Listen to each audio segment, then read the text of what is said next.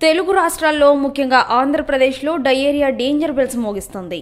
గత 4 రోజుల్లో వందల మంది ఈ వ్యాధి బారిన పడ్డారు. ఈ నేపథ్యంలో డయేరియా గురించి ఇప్పుడు తెలుసుకుందాం.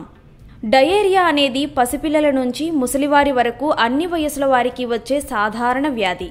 వర్షాలు కురుస్తున్నప్పుడు తాగే నీళ్లతో పాటు తినే ఆహారం కలుషితమైన, వ్యక్తిగత శుభ్రత లేకున్నా డయేరియా సోకుతుంది.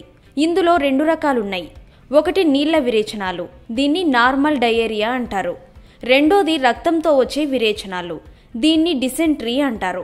పిల్లల్లో వచ్చే డయేరియాకు రోటా వైరస్, పెద్దవాళ్లలో వచ్చే డయేరియాకు నోరో వైరస్లు కారణం. ఇవే కాకుండా రకరకాల ఫంగల్ ఇన్ఫెక్షన్లు, బ్యాక్టీరియాలు, జీర్ణ వ్యవస్థ దెబ్బతినడం, ఫుడ్ పాయిజనింగ్ లాంటివి కూడా డయేరియాకు కారణమవుతాయి. డయేరియా సోకినప్పుడు శరీరంలో నీటి శాతం, లవణాలు తగ్గిపోతాయి. దానివల్ల నీరసంగా తయారవుతారు. ఆ టైంలో శరీరానికి సరిపడా లవణాలు అందించకపోతే డీహైడ్రేషన్ ఎక్కువై పరిస్థితి ప్రమాదకరంగా మారుతుంది. కాబట్టి హైడ్రేటెడ్గా ఉండేందుకు నీళ్లు, పానీయాలు ఎక్కువగా తీసుకోవాలి.